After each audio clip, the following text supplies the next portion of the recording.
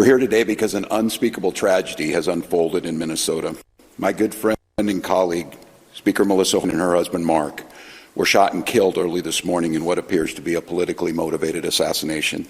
Okay, this is not good. 2 Minnesota lawmakers have both been targeted in an assassination plot. Unfortunately, Representative Hoffman has been assassinated along with her husband. Now, as I make this video, we are just finding out she was assassinated along with her husband, so we're gonna dig into the details we know. Now, before we start the video, make sure to please like the video. It's the #1 way you guys are supporting this channel, but more important, it helps the videos go to other viewers so they can see what's happening. And people need to know what's happening right now. Here we go. This is a live look in Brooklyn Park. Police there have issued a shelter in place for a 3-mile radius surrounding the Edinburgh golf course for an emergency event. Officers are looking for a suspect in multiple targeted shootings who is considered armed and dangerous. The suspect is a white man with brown hair. He is wearing black body armor over a blue shirt and blue pants. Police say he may misrepresent himself as law enforcement. Please be careful if you are in that area. We're also been told that people are told to not answer the door. There's a knock at the door unless they see more than one law enforcement officer there. Okay, so just to give you an idea of where Brooklyn Park is, it's located in northern Minneapolis. But the troubling part is this. The suspects identified themselves as police officers or local law enforcement, so this is why it's being called a political attack. You're dressing up as law enforcement, and you are clearly targeting 2 lawmakers. And they are still, I know they're still actively searching for at least one suspect here. And to make things more complicated for them, these suspects were told were dressed as law enforcement officers, as police officers, and then left the home of Senator Hoffman in a police car as well. So, and again, to make things worse, the vehicle they're using is appeared as if it's a police officer's car. We're here today because an unspeakable tragedy has unfolded in Minnesota. My good friend and colleague, Speaker Melissa Hortman, and her husband Mark, were shot and killed early this morning in what appears to be a politically motivated assassination. Our state lost a great leader, and I lost a dearest of friends. Speaker Hortman was someone who served the people of Minnesota with grace, compassion, humor, and a sense of service. She was a formidable public servant, a fixture and a giant in Minnesota. She woke up every day determined to make this state a better place. She is irreplaceable, and we've been missed by so many. Minnesota's thoughts and prayers are with her family, her loved ones, her children, and her parents. Now, if you haven't already, make sure to please subscribe to my channel so I can give you updates on this story and stories that happen like this throughout the United States. Thank you so much. And again, I do want to point out, it wasn't only Representative Hortman, it was also her husband. Now, as I was doing research for this video, Pam Bondi actually made a post. I am closely monitoring developments in Minnesota after what appears to be a targeted attack against lawmakers. The FBI is on the ground, investigating this case alongside state and local partners. This horrific violence will not be tolerated and will be prosecuted to the fullest extent of the law. And the FBI is actively posting about this as well. From Dan Bongiorno, the FBI is fully engaged on the ground in Minnesota and is working in collaboration with our local and state partners. Hi, Ken. Good morning. Police Chief Mark Bruley, Brooklyn Park Police Department. The question is, how did we get to Representative Hortman's house, and it was proactively or not. The circumstances that unfolded in Brooklyn Park this morning is that we assisted the Champlin Police Department on a shooting. That shooting was made aware by one of our sergeants that it was at Senator Hoffman's home. In hearing that very intuitive sergeant asked our officers to go check on Melissa Hortman's home, the representative that lives in our community, just proactively as due diligence to swing by. That police officer and his partner pulled down the street when they arrived at Melissa's house. They noticed that there was a police vehicle in the driveway with the lights, emergency lights on, and what appeared to be a police officer at the door coming out of the house. When our officers confronted him, the individual immediately fired upon the officers, who exchanged gunfire, and the suspect retreated back into the home. Was this an actual police officer or a impersonating police officer? Yes, the question is, was it a real person or a impersonating a police officer. It was not a real police officer. This is somebody that clearly had been impersonating a police officer, again, using the trust of this badge and this uniform to manipulate their way into the home. So, Chief, for like janitorial parallel, the person not only was wearing a badge posing as a police officer, when they approached their victims, they had a car with lights and sirens? Yes, the question is what kind of vehicle and how were they dressed? They did drive a vehicle that looked exactly like an SUV squad car.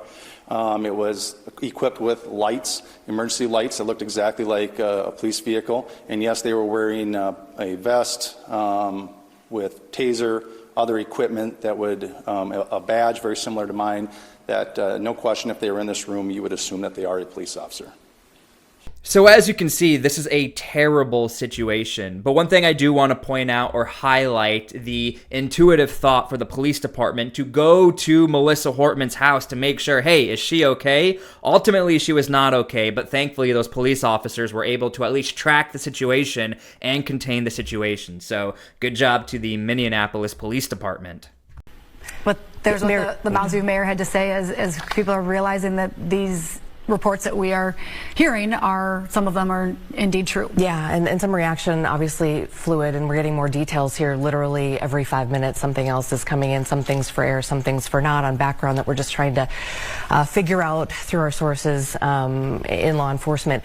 But obviously the sentiments of everyone involved here that we are hoping for the best in this situation, as Senator John Hoffman and his spouse and Representative Melissa Hortman and her spouse have been shot. Now, unfortunately, there is still an active threat. According to the police department, make sure if you live in the area, you follow these protocols. Yeah, it was knocking on the door and asking the person to come out, absolutely impersonating a police officer. Do you all have a suspect's car? We do have the suspect's car. Suspect is on foot. That is what the large-scale search is currently going on.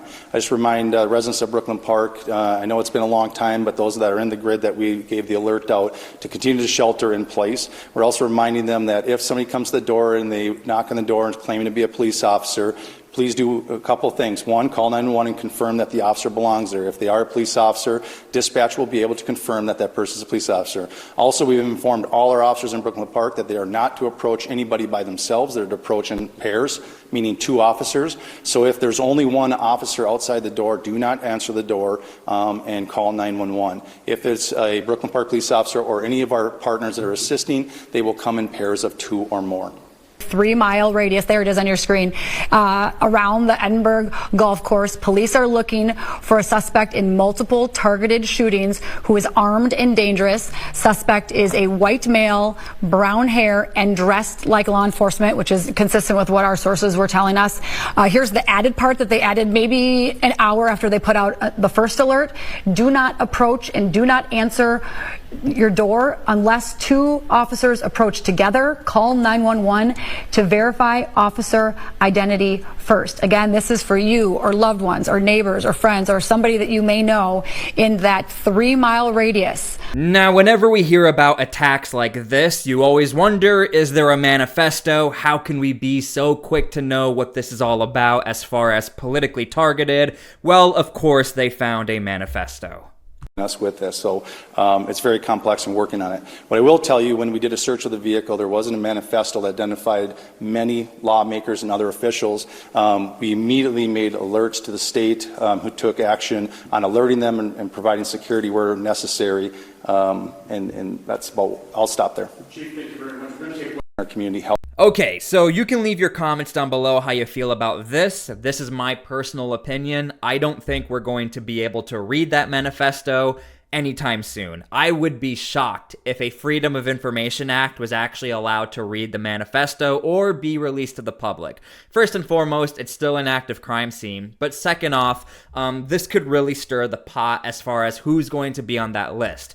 Let's say it's all Democrats. If it's all Democrats, this could now be turned into a political attack against Republicans or conservatives, or vice versa. Now, I do want to point out the 2 lawmakers who were targeted were Democrat, but that's besides the point, because you don't want this to happen to anyone. Even if I don't agree with Tim Walz or really a lot of Democrat ideology, it's still one of the worst case scenarios when you start to get into these plotted attacks and targeted attacks when you go after political figures. I mean, we're going back in time here, and this is terrible. This is not the United States. State Patrol Colonel Christina Bogoyevich, Champlin Park Police Chief Snyder, and Brooklyn Park Police Chief Mark Bruley, as well as the mayor of Brooklyn Park.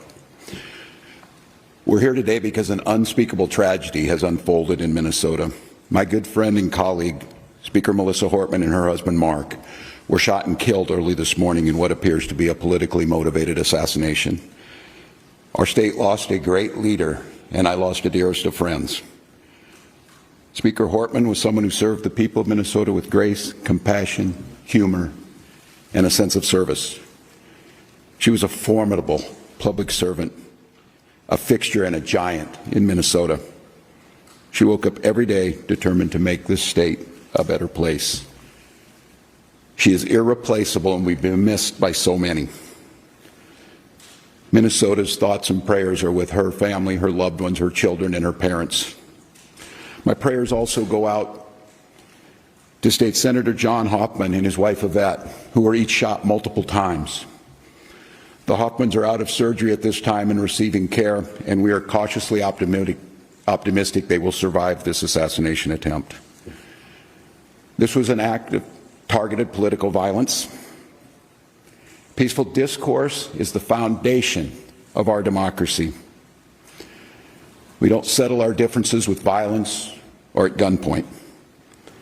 In the state of Minnesota, and as recently as last week, in the most closely divided state legislature in the country, we sat down, we worked things out, we debated, we shook hands and compromised, and we served the state of Minnesota together.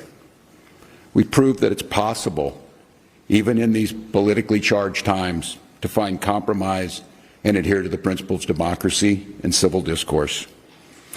We must all, Minnesota and across the country, stand against all forms of political violence. At this precipice moment we're on, this tragic act here in Minnesota should serve as a reminder to all of us.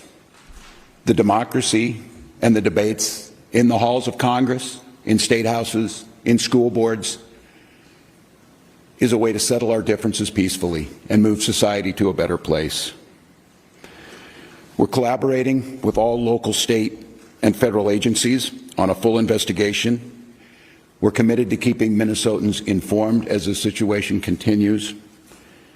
I assure you that those responsible for this will be held accountable. And each and every one of us are committed to making sure that a tragedy like this never repeats itself in Minnesota or across this country.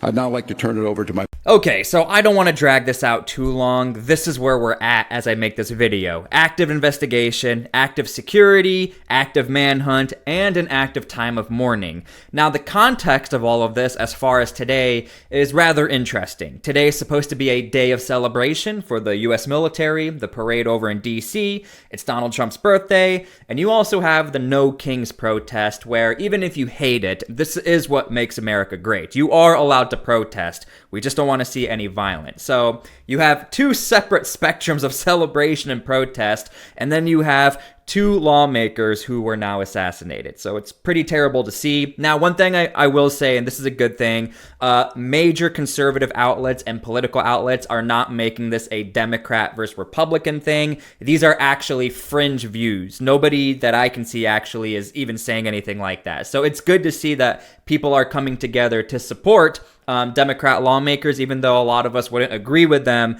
You would agree with the fact that you don't want this to happen to anyone, and maybe for the first time ever in a long time, I agree with Tim Walz. We should settle our differences in public debate and speech. Thank you guys for everything. God bless. Stay safe. If you're going to celebrate or if you're going to protest today, be safe. Love you guys. God bless. We'll see you all later.